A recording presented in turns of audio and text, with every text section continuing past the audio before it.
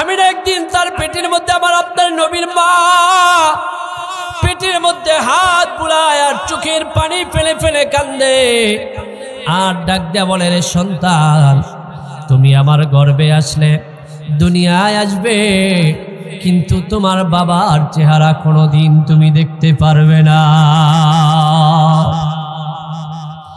আমিনা কাঁদতেছেন আর বলতেছেন, এ সন্তান, দুনিয়ায় আসবে, অন্য অন্য সন্তানগুলো মাঠের মধ্যে খেলবে, কিন্তু তাদের বাবা গিয়া তাদেরকে ধরে ধরে আঙ্গুল ধরে বাড়ি নিয়ে যাবে, কিন্তু না না, তোমার বাবা কোনোদিন তোমাকে সেই খেলার মাঠ থেকে নিয়ে আসবে না। আমিনা কাঁদতেছেন, এইভাবে হাত বুলাইতেছেন আর কান্না। এমন সময় আল্লাহ তাআলা গায়েবে একটা আওয়াজ আমিনার কান পর্যন্ত পৌঁছিয়ে দিলেন, এই আমিনা, তুমি টেনশন করো না, তুমি চিন্তা করো না, তোমার গর্ভে যেই সন্তান, ওই সন্তান দুনিয়ার কোনো কাঠের পুতুল দিয়ে, দুনিয়ার কোনো মাটির পুতুল দিয়ে তোমার সন্তান খেলবে, এইটা তোমার সন্তানের সাথে মানানো হবে না। তোমার সন্তান দুনিয়ার কোনো কিছু দিয়ে খেলবে না, বরং তোমার সন্তান খেলাধুলা করবে।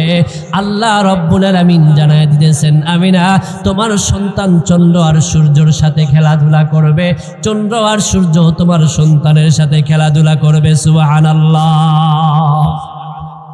মুসলমান বাবারা, এইবার নবী মুহাম্মদুর রাসূলুল্লাহ সরকারে দো আলম নবী মুহাম্মদুর রাসূলুল্লাহ আস্তে আস্তে বড় হয়ে গেলেন, আস্তে আস্তে দুনিয়াতে আসলেন। ও মুসলমান, আমার আপনার নবী আস্তে আস্তে বড় হলেন। বড় হইতে হইতে যখন নবী আলাইহিস সালাতু ওয়াস সালাম যখন 40 বছর হয়ে গেল, আল্লাহ রাব্বুল আলামিন আমার আপনার নবীকে সরকারে দো আলম নবী মুহাম্মদুর রাসূলুল্লাহ সাল্লাল্লাহু আলাইহি ওয়াসাল্লামকে নবুয়তি দিলেন। ও মুসলমান, নবুয়তি পাওয়ার পরে নবীজি এক আল্লাহ রাব্বুল আলামিনের দাওয়াত দিতে শুরু করলেন। যখন নবী আমার আল্লাহ রাব্বুল আলামিনের দাওয়াত যতদিন পর্যন্ত দেন নাই, ততদিন পর্যন্ত মক্কার মধ্যে এমন কোনো মানুষ নাই যেই মানুষের কাছে আমার আপনার রাসূল প্রিয় ছিল না। মুসলমান বাবারা, সরকারে দো আলম নবী মুহাম্মদ আরবি মুহাম্মদুর রাসূলুল্লাহ সাল্লাল্লাহু আলাইহি ওয়াসাল্লাম তিনি যখন বলছেন আমার মেহমানের কে মেহমানদারি করাইতে পারবে, সাহাবী দাঁড়িয়ে গেলেন, লাব্বাইকা ইয়া রাসূলুল্লাহ। সাহাবী দাঁড়িয়ে গেলেন, নবীজি বললেন, নাও, এই মেহমানকে তোমার জিম্মায় দিয়ে দিলাম, তুমি নিয়ে তোমার বাসায় রাত্রিবেলা থাকতে দিবে, খাবারের ব্যবস্থা করবে। সুবহানাল্লাহ বলেন।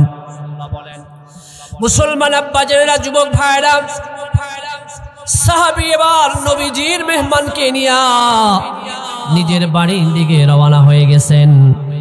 সরকারে দো আলম নবীজির মেহমান নিয়ে বাড়িতে গিয়ে সুন্দর করে তার ঘরে এই মেহমানকে বসতে দিয়েছেন। ও আল্লাহর বান্দারা, নবী আলাইহিস সালাতু ওয়াস সালামকে তার মেহমানকে নিয়ে যখন বাড়িতে বসতে দিয়েছেন, দেওয়ার পরে বলতেছেন, ও ভাই, আপনি আমার বাড়ির মেহমান, আপনি একটু বসেন, আমার ভিতরে গিয়ে আমার বিবির সাথে একটু পরামর্শ করে আসি।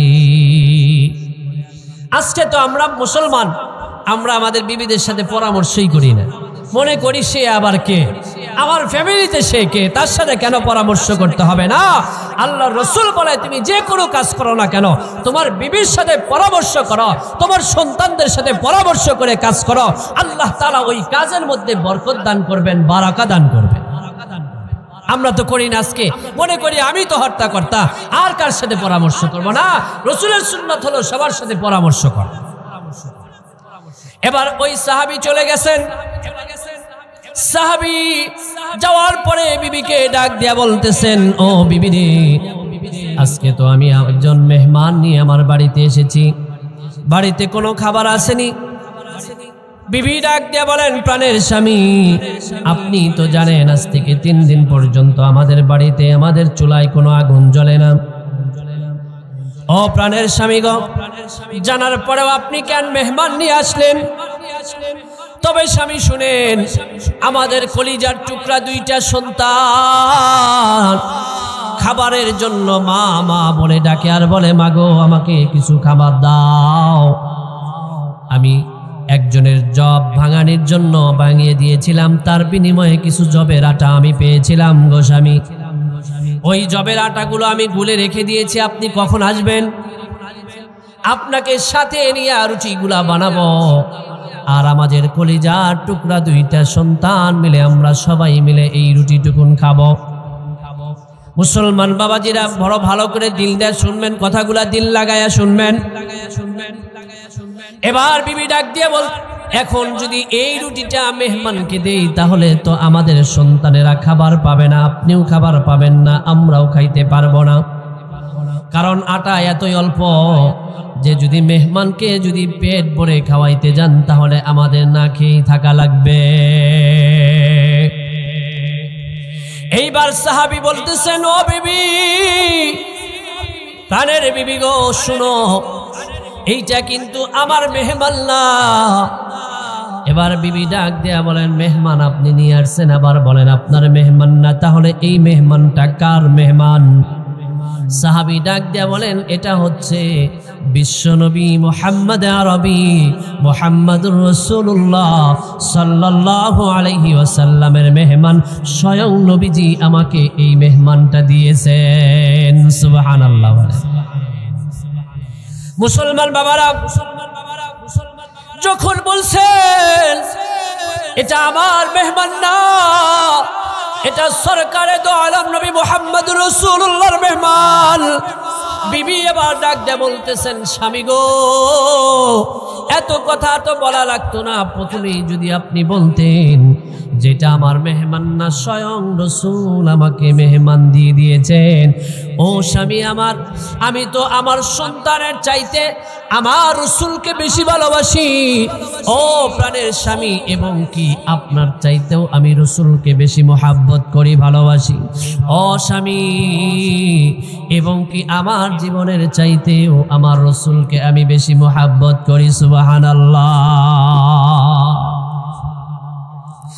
মুসলমান বাবারা, এইবার ওই সাহাবীর বিবি ডাকতে বলতেছেন, স্বামী আপনি মেহমানের সাথে একটু গল্প করেন, আমি অল্প কিছুক্ষণের মধ্যে এই আটা দিয়ে আমি রুটি বানিয়ে তার জন্য খাবার তৈরি করি।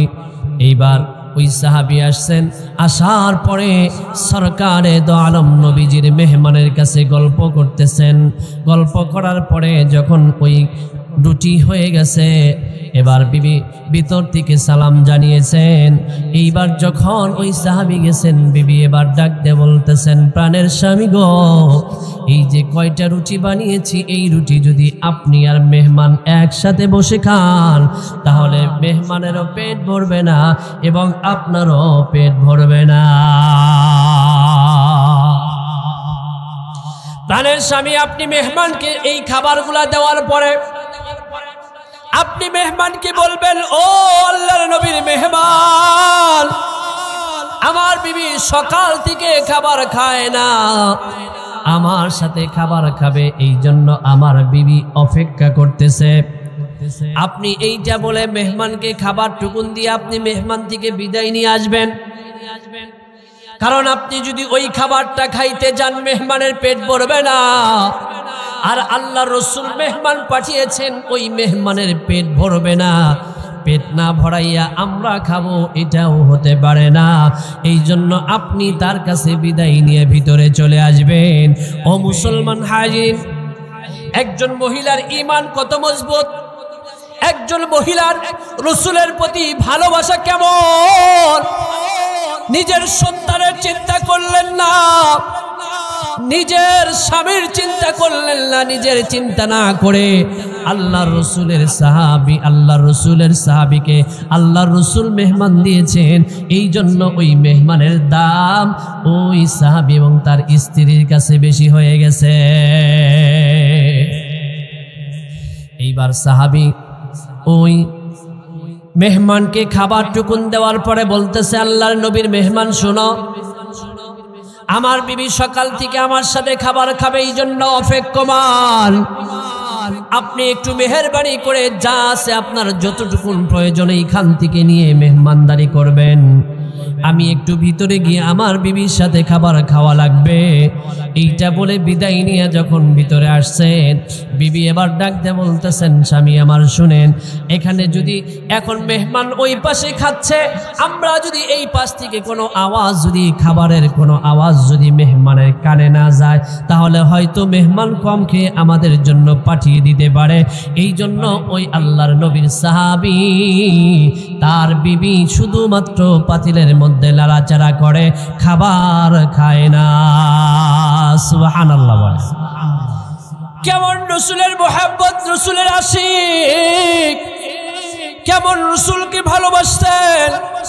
নিজের চিন্তা নাই, সন্তান দুইটা 3 দিন পর্যন্ত অনাহারে, সন্তানের চিন্তা তারা করে না, শুধুমাত্র রাসূলের মেহমান হওয়ার কারণে।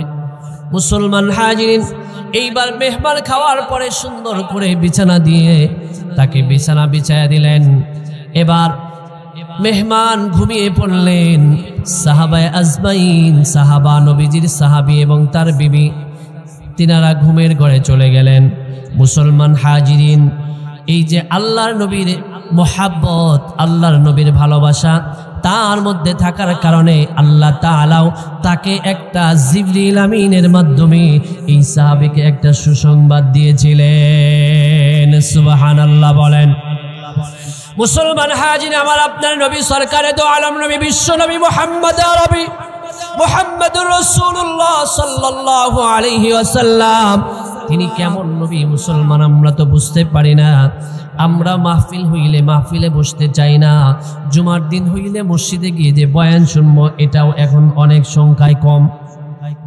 অনেকেই আছে যখন ইমাম সাহেব খুতবার জন্য দাঁড়ায় তখন গিয়ে মসজিদে প্রবেশ করে, এমন মুসল্লি আছে না নাই? এ মুসলমান, আজকে আমরা মনে করি মসজিদে যে বয়ান শুইলে কি হবে, মনে করি মাহফিলে গিয়ে বয়ান শুনে কি হবে। না না, বয়ান শুনলে আল্লাহ পাক রব্বুল আলামিন বান্দার দিলের মধ্যে সকিনা নাজিল করেন, রহমত নাজিল করেন, আর বান্দার দিলটা নরম হয়ে যায়, আর বান্দা হেদায়েত প্রাপ্তদের অন্তর্ভুক্ত হয়ে ওই বান্দা আমলদার হয়ে যায়। মুসলমান হাজিরিন, আল্লাহ রাব্বুল আলামিন বলেন, কুল ইন কুনতুম তুহিব্বুনাল্লাহ ফাত্তাবিউনি ইউহিব্বুকুমুল্লাহ ওয়া ইয়াগফির লাকুম যুনুবাকুম ওয়াল্লাহু গফুরুর রহিম। মুসলমান বাবার আল্লাহ তাআলা ডাক দিয়ে বলতেছেন, এ জগতের মানুষেরা, যদি তোমরা আমি আল্লাহকে ভালোবাসতে চাও, যদি তোমরা আমি আল্লাহ তাআলাকে ভালোবাসতে চাও, আর আমি আল্লাহ পাক রব্বুল আলামিনের ভালোবাসা যদি তোমরা পেতে চাও, তাহলে তোমরা আমি রসুলকে মোহাব্বত করো, আমি রসুল আমার রসুলের মোহাব্বত করো, আমার রসুলের ইতাআত করো, তাহলেই আমি আল্লাহকে ভালোবাসা হয়ে যাবে। সুবহানাল্লাহ বলেন। মুসলমান বাবারা, তাহলে আল্লাহ পাক রব্বুল আলামিন বলেন, ও দুনিয়ার জগতের মানুষ, তোমরা যদি আমি আল্লাহ তাআলার ভালোবাসা পেতে চাও, ভালোবাসতে চাও, তাহলে আমার রসুলের রসুলকে মোহাব্বত করবে, রসুলের সুন্নাতের পাবন্দি করবে, তাহলে আমি আল্লাহ তাআলা তোমাদের প্রতি সন্তুষ্ট হয়ে যাব, তাহলে আমি আল্লাহ তাআলা তোমাদের প্রতি খুশি হয়ে যাব। ও মুসলমান, আমার আপনার নবী কেমন নবী, সরকারে তো আলম নবী কেমন নবী, সরকারে তো আলম নবী মুহাম্মদুর রাসূলুল্লাহর আম্মা আমিনা যখন নবীজি তার মায়ের গর্ভে আসতেন, নবীজির গর্ভে মার গর্ভে যখন নবীজি আসতেন, নবীজি আসার পরেই তো নবীজির বাবা দুনিয়ার থেকে বিদায় নিয়ে চলে গেছেন। একদিন আমিনা তার পেটের মধ্যে সুন্দর করে হাতটা লাড়াচাড়া দিতেছে আর বলতেছে, এই সন্তান, তুমি দুনিয়ায় আসবে, তুমি দুনিয়ায় ভূমি ভূমিষ্ঠ হবে, কিন্তু তুমি দুনিয়ায় আসার আগেই তোমার বাবা দুনিয়া থেকে বিদায় নিয়ে চলে গেছে। মুসলমান আল্লাহর বান্দারা, সরকারে দো আলম নবী কেমন নবী? নবীজি ওই সময় যখন নবীজি তার মায়ের গর্ভে এসেছেন, আসার পরে যখন নবীজির বাবা আব্দুল্লাহ দুনিয়া থেকে বিদায় নিয়ে চলে গেছেন, এ মুসলমান, ওই মক্কার তৎকালীন যুগের নিয়ম ছিল যে কোনো মহিলার যদি স্বামী মারা যায় তাহলে সে কমাস কম 2 বছর পর্যন্ত কোনো সুগন্ধি তার গায়ে লাগাইতে পারবে না। তৎকালীন যুগের এটা প্রথা ছিল যে তার কোনো স্বামী যদি কোনো স্ত্রীর স্বামী মারা গেলে তার শরীরে কোনো ধরনের সুগন্ধি লাগানো যাবে না। যদি লাগাইতো এটা আরো মক্কার মানুষেরা এটাকে দোষণীয় মনে করত। মুসলমান বাবারা, এবার যখন আমিনা তার গর্ভে সন্তান আব্দুল্লাহ দুনিয়া থেকে বিদায় নিয়ে চলে গেছেন, এবার আমিনা নবীজির মা যেইখান দিয়ে যায় সেই জায়গা দিয়ে সুগন্ধি ছড়িয়ে যায়। আমিনা যেই ঘরে যায় ওই ঘরে সুগন্ধি ছড়িয়ে যায়। আমিনা যেই ঘরে থাকেন ওই ঘরের পাশ দিয়ে যারা যায় আমিনার সুগন্ধি তারা পায়। এবার মক্কার মানুষেরা আব্দুল মুত্তালিবের কাছে এসে বলল, ও আব্দুল মুত্তালিব, তোমার সন্তান আব্দুল্লাহ দুনিয়া থেকে বিদায় নিয়ে চলে গেছে। তোমার সন্তানের বিবি, তোমার সন্তান আব্দুল্লাহর স্ত্রী নাকি তিনি সুগন্ধি ব্যবহার করে। মনে হয় তোমার এই সন্তানের বউ আমিনা বুঝি তোমার সন্তান মারা যাওয়াতে তিনি খুশি, কেননা তিনি সুগন্ধি তাহলে ব্যবহার কেন করবে? এবার আব্দুল মুত্তালিব তো বলতে পারেন না। আব্দুল মুত্তালিব তার বিবিকে ডাক দিয়ে বলছেন, যাও আমাদের বৌমাকে ডেকে নিয়ে আসো।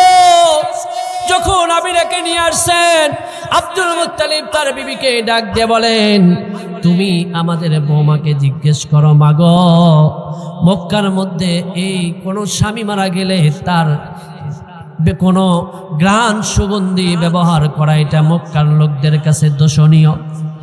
মাগো আমার সন্তান দুনিয়া থেকে বিদায় নিয়ে চলে গেছে, ও মা তুমি কেন সুগন্ধি ব্যবহার করো মা? এইবার আব্দুল্লাহ তার বাবা আব্দুল মুত্তালিবের সামনে আমার আপনার নবীর মা আমিনা ডাক দিয়ে বলেন, ও আব্বাজান শুনেন, আব্বাজান আমি আমার শরীরের মধ্যে কোনো সুগন্ধি লাগাই না। আব্বাজান যেদিন থেকে আমার গর্ভে এই সন্তান আসছে, ও আব্বাজান ওই দিন থেকে আমি যেখানে থুতু ফেলাই ওই থুতুটাও সুঘ্রাণ হয়ে যায়। সুবহানাল্লাহ বলেন। আব্বাজান আমার শরীর থেকে যে ঘাম বের হয়, ও আব্বাজান ওই ঘামটাও সুগন্ধি হয়ে যায়। আব্বাজান আমি দুনিয়ার কোনো সুঘ্রাণ আমার শরীরে লাগাই না। ও আব্বাজান যেদিন থেকে এই সন্তান আমার গর্ভে আসছে সেই দিন থেকে আমার থুতু থেকে নিয়ে শুরু করে গোসলের পানি থেকে নিয়ে শুরু করে প্রত্যেকটা জিনিস সুঘ্রাণ যুক্ত হয়ে যায়। মুসলমান হাজি আমিনা বলেন কিতাবের মধ্যে আসছেন, মুসলমান হাজির সিরাত কিতাবের মধ্যে আসছেন, আমিনা একদিন তার পেটের মধ্যে আমার আপনার নবীর মা পেটের মধ্যে হাত বুলায় আর চোখের পানি ফেলে ফেলে কান্দে আর ডাক দেয়া বলে, রে সন্তান তুমি আমার গর্ভে আসলে দুনিয়ায় আসবে, কিন্তু তোমার বাবার চেহারা কোনোদিন তুমি দেখতে পারবে না। আমিনা কাঁদতেছেন আর বলতেছেন, এ সন্তান দুনিয়ায় আসবে, অন্য অন্য সন্তানগুলো মাঠের মধ্যে খেলবে, কিন্তু তাদের বাবা গিয়া তাদেরকে ধরে ধরে আঙ্গুল ধরে বাড়ি নিয়ে যাবে, কিন্তু না না, তোমার বাবা কোনোদিন তোমাকে সেই খেলার মাঠ থেকে নিয়ে আসবে না। আমিনা কাঁদতেছেন, এইভাবে হাত বুলাইতেছেন আর কান্না। এমন সময় আল্লাহ তাআলা গায়েবে একটা আওয়াজ আমিনার কান পর্যন্ত পৌঁছিয়ে দিলেন। এই আমিনা, তুমি টেনশন করো না, তুমি চিন্তা করো না, তোমার গর্ভে যেই সন্তান, ওই সন্তান দুনিয়ার কোনো কাঠের পুতুল দিয়ে, দুনিয়ার কোনো মাটির পুতুল দিয়ে তোমার সন্তান খেলবে, এইটা তোমার সন্তানের সাথে মানানো হবে না। তোমার সন্তান দুনিয়ার কোনো কিছু দিয়ে খেলবে না, বরং তোমার সন্তান খেলাধুলা করবে। আল্লাহ রব্বুল আলামিন জানায় দিতেছেন, আমিনা, তোমার সন্তান চন্দ্র আর সূর্যের সাথে খেলাধুলা করবে, চন্দ্র আর সূর্য তোমার সন্তানের সাথে খেলাধুলা করবে। সুবহানাল্লাহ।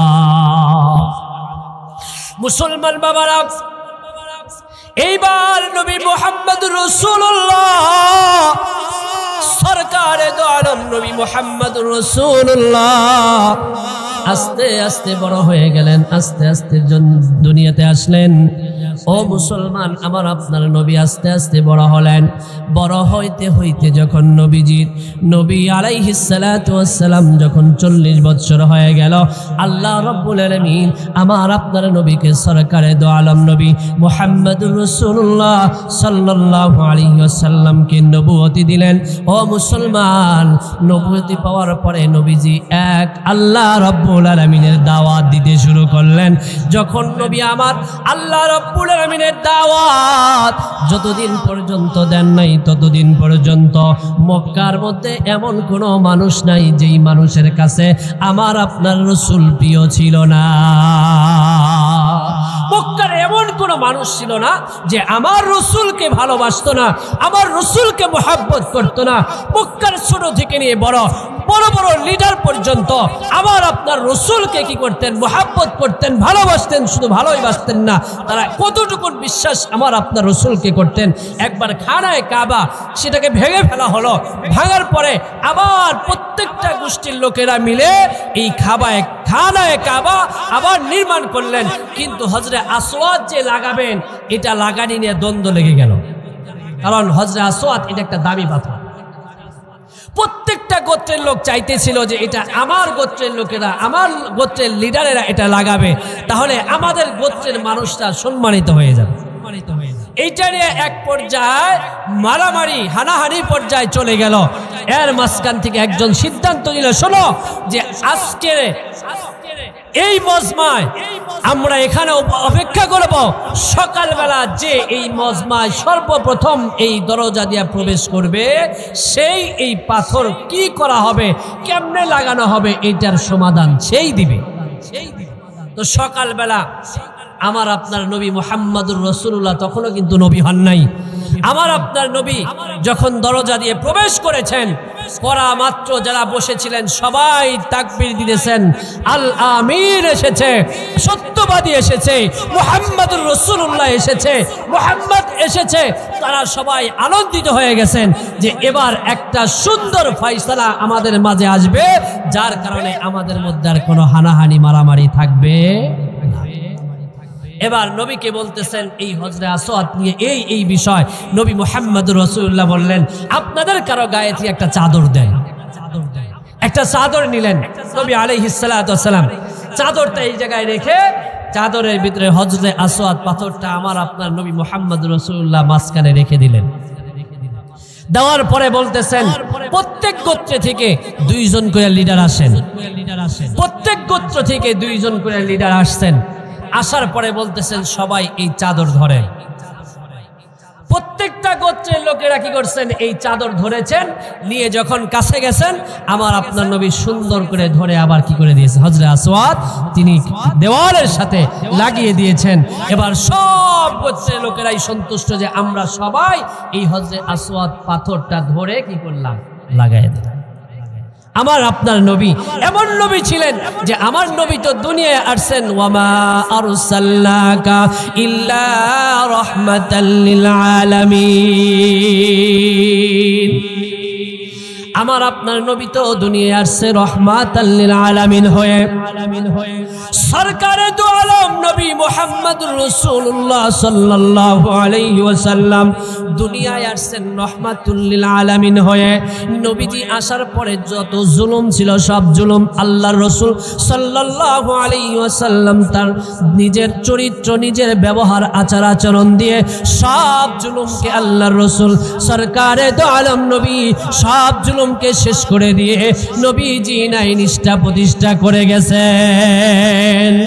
ও মুসলমান বাবারা, এটা এমনি এমনি আসে নাই। আমার আপনার নবী সরকারে দু আলম নবী মুহাম্মদ আরবি মুহাম্মদুর রাসূলুল্লাহ যখন মক্কায় দাওয়াত দিতে শুরু করলেন, মক্কার মানুষগুলো আমার আপনার নবীর বিরোধিতা করতে শুরু করলেন, আমার আপনার নবীকে পাগল বলতে শুরু করলেন।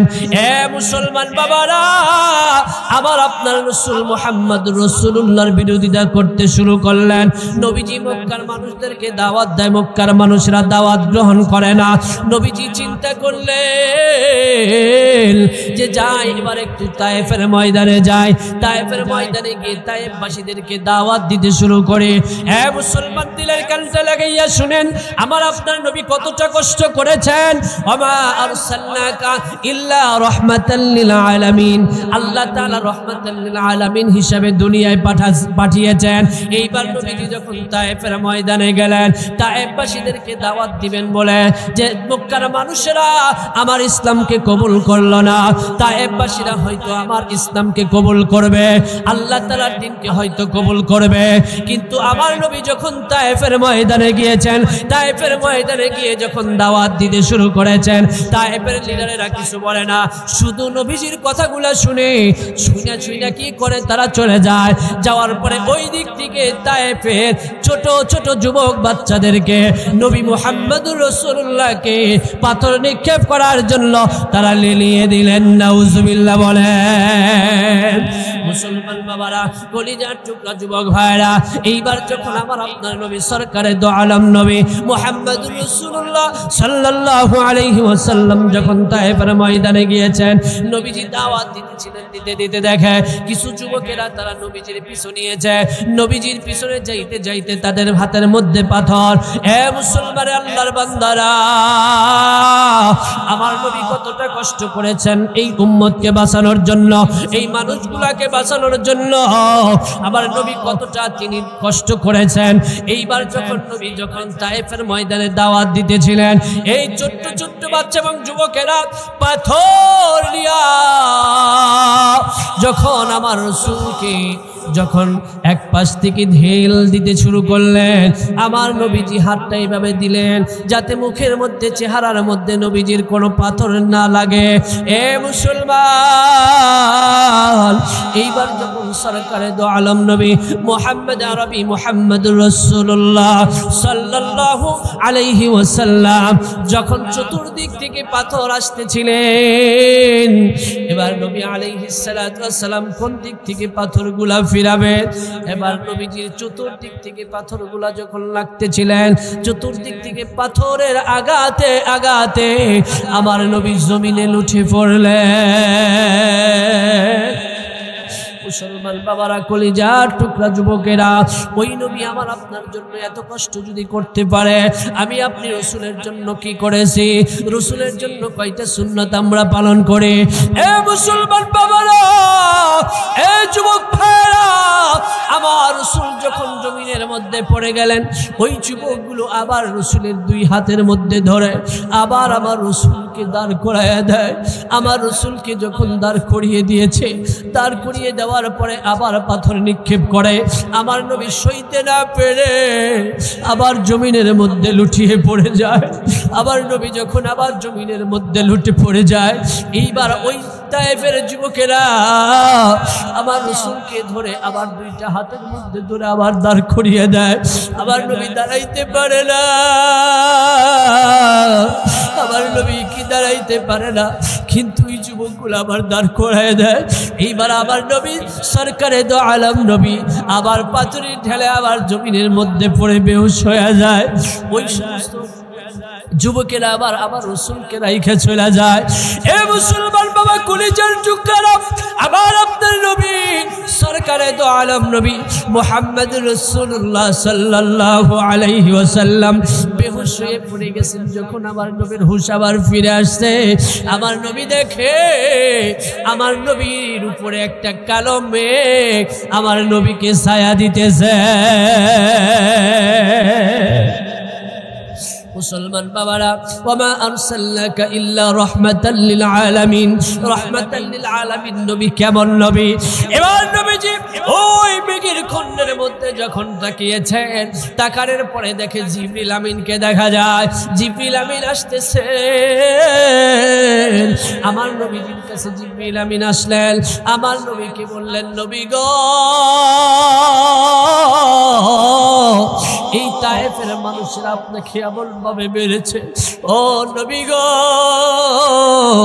আপনি বেহুশ হয়ে পড়ে গেছেন, আমার আল্লাহর সহ্য করতে পারে না। নবী, আমার আল্লাহ তাআলা বলে পাঠিয়েছেন, নবী গো, আপনার দুই পাশে দুইটা পাহাড় হয়ে গেছে। ও নবীজি, আপনি আল্লাহ তাআলা বলে দিয়েছেন, পাহাড়কে আল্লাহ তাআলা অনুমতি দিয়েছেন, আপনি যদি শুধুমাত্র বলেন তায়েফবাসীদেরকে ধ্বংস করে দেওয়া হোক, দুই পাহাড় একত্রিত হয়ে তায়েফবাসীদেরকে আল্লাহ তাআলা একেবারে চিরতরে তায়েফবাসীদেরকে দুনিয়া থেকে বিদায় করে দিবে। ওয়ামা আরসালনাকা ইল্লা রাহমাতাল লিল আলামিন, আমার নবী তো হলো রহমত। আমার নবী ডাক দিয়ে বলে, ও জিবরাইল, ও জিবরাইল, না না, তায়েফবাসীদেরকে ধ্বংস করা যাবে না। যদি তায়েফবাসীদেরকে আমার আল্লাহ ধ্বংস করে দেয়, তাহলে আমি রাসূল কাদের কাছে দাওয়াত দিব? আমি রাসূল কাদের কাছে কালেমার দাওয়াত গুলা পৌঁছাবো? জিবরাইল, না না, আবার আল্লাহকে বলো, আমার আল্লাহ যেন তায়েফবাসীকে কোনো কষ্ট না দেয়। মুসলমান বাবারা, এই যে সরকারে দো আলম নবী মুহাম্মদুর রাসূলুল্লাহ এত কষ্ট করেছেন কিসের জন্য? এই দিনকে জিন্দা করার জন্য, এই দিন ইসলামকে জিন্দা করার জন্য নিজের জীবনটা বিসর্জন দিয়েছেন।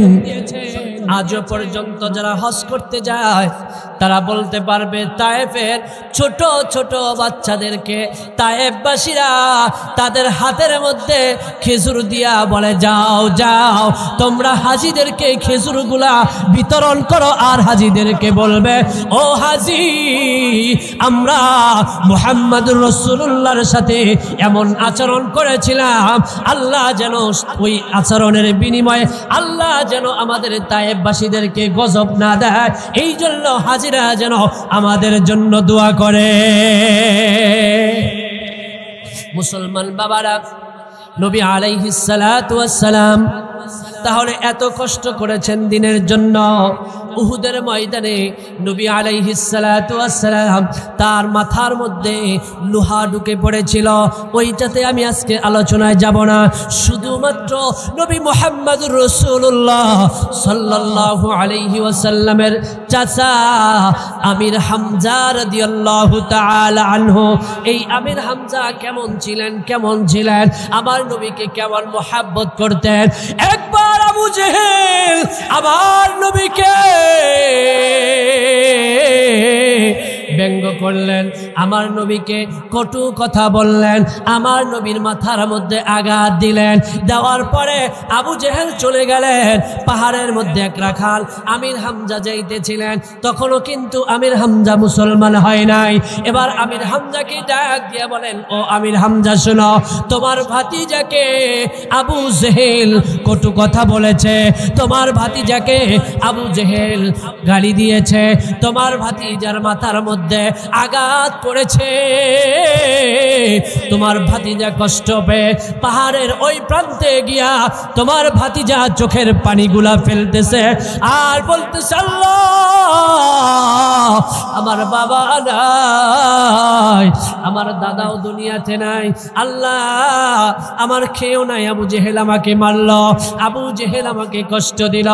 এইবার আমির হামজা তখনও মুসলমান হয় নাই, তরবারিটা নিয়ে চলে গেছে আবু জেহেলের যেই মজমার মধ্যে বসছে, বসার পরে আবু জেহেল লিডারকে নিয়ে বসে আছে।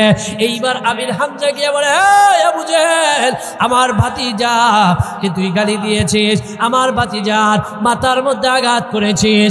এইটা বলার সঙ্গে সঙ্গে হযরত আমির হামজা রাদিয়াল্লাহু তাআলা আনহু আবু জেহেলের মাথার মধ্যে আঘাত করে বসলেন। সুবহানাল্লাহ বলেন। নবীর সামনে থেকে পিছন থেকে সব দিক থেকে আমির হামজা রসুলকে মোহাব্বত করেছেন, ভালোবেসেছেন, সকল আঘাত ফিরিয়েছেন। উহুদের যুদ্ধের ময়দানে একজন সাহাবী, তিনি পরবর্তীতে সাহাবী হয়েছিলেন, যার নাম ছিলেন ওয়াহশী রাদিয়াল্লাহু তাআলা আনহু। তার মনিব তাকে বলেছিলেন, এই গোলাম, তুমি যদি আমির হামজাকে হত্যা করতে পারো তাহলে তোমাকে এই গোলামি খানা থেকে তোমাকে আজাদ করে দেব, তোমাকে মুক্ত করে দিব, তুমি যদি আমির হামজাকে হত্যা করতে পারো। এ মুসলমান বাবারা, এইবার শুধুমাত্র আমির হামজাকেই খুঁজতেছিলেন। লম্বা ঘটনা, আমি ওইদিকে যাব না, শুধু এই ঘটনাটাই আপনাদেরকে বলবো। এই আমির হামজা হুজুরের চাচা এত নবীকে ভালোবাসছেন। আমির হামজা আবু জেহেলকে আঘাত করার পরে বলে, এই আবু জেহেল, এতদিন পর্যন্ত তোদের সাথে ছিলাম, আজকে আমি আমির হামজা ঘোষণা দিয়ে দিলাম, আজকে থেকে আমি আমার ভাতিজা মুহাম্মদুর রাসূলুল্লাহর কালেমা পড়ে মুসলমান হয়ে গেলাম।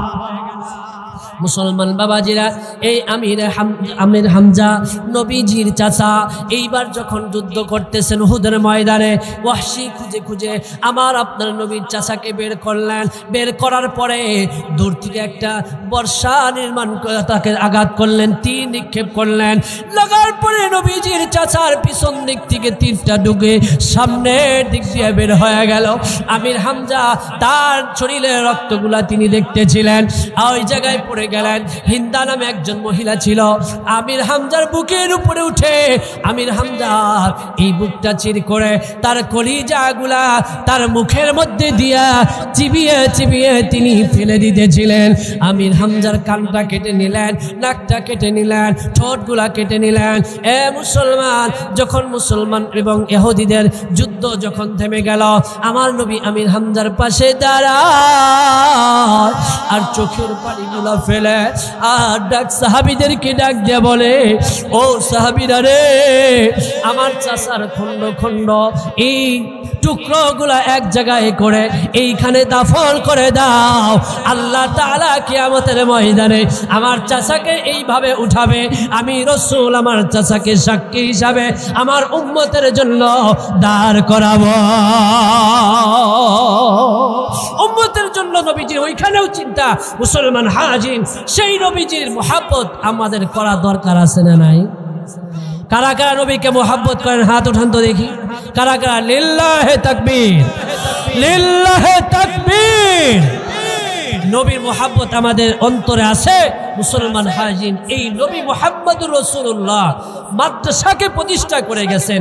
সেই মাদ্রাসার উন্নয়ন কল্পে আজকের এই মাহফিল, আজকের আপনাদের নিকলা গোপাল কবরস্থানের হাফিজিয়া মাদ্রাসা ও নুরানি কিন্ডার গার্ডেনের উন্নয়ন কল্পে এই মাহফিলে কে আছেন 10,000 20,000 টাকা এই মাদ্রাসা রসুলকে মোহাব্বত করে, রসুলকে ভালোবসে, রসুলের মাদ্রাসার জন্য 10-20 হাজার, 50-1 লক্ষ টাকা, 5,000 যে যেমনে পারেন এই মাদ্রাসার জন্য দিবেন, রসুলকে ভালোবেসে দিবেন। এইটাই হতে পারে আপনার আমার আখিরাতের জন্য উপকারী, আপনার আমার আখিরাতের জন্য নাজাতের জারিয়া। এইটার মাধ্যমে হয়ে যেতে পারেন।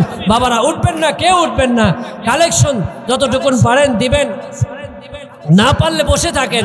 প্রধান মেহমান যিনি আসছেন হেদায়েতুল্লাহ নুরি সাহেব, অত্যন্ত চমৎকার তিনি আলোচনা করেন, অত্যন্ত সুন্দর আলোচনা তিনি করেন। তার আলোচনা শুনলে আপনারা কেউ আর উঠতে চাবেন না। মুআজ্জাজ মুহতারাম, এই জন্য বলেন অল্প সময়ের মধ্যে যে যার মা নাই, মায়ের জন্য 5,000 টাকা, বাবার জন্য 5,000 টাকা, নিজের সন্তান চলে গেছে তার জন্য 5,000 টাকা, অথবা আত্মীয় স্বজন দাদা দাদি চলে গেছেন তার জন্য 5-10 হাজার টাকা এই মাদ্রাসার জন্য আপনারা দান করবেন।